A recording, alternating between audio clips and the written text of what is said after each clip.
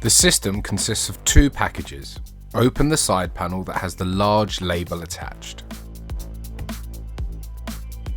You will find an install kit box and pole mount on the inside side panels. Remove both kits by removing the fixing screws from the holding brackets.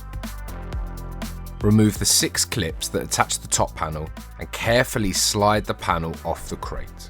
When removing the top panel, ensure it doesn't damage the top of the antenna. Remove the remaining 3 side panels.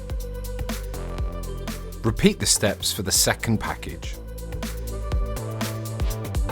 Position the first pole mount on the shorter of the 2 poles. Rotate the mounting plate so that the north mark faces true north. Tighten the mounting bolts. Repeat the steps for the second pole mount. On the first antenna, remove the shipping brackets, securing the antenna to the wooden pallet. The antenna is about 220 pounds or 100 kilos. There are 2 ways of lifting the antenna.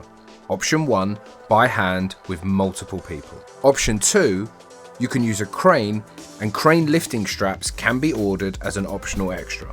When lifting the antenna by hand, we recommend that the installation should be performed by multiple people to prevent damage to the antenna and also personal injury. Lift the antenna above the mast and carefully lower the antenna onto the mast.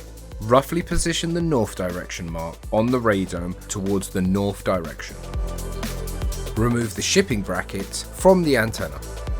From the installation kit, find the supplied socket head cap screws, spring washers and flat washers. Once the antenna is in position, fully tighten the bolts on the mast pipe. Repeat the steps for the second antenna.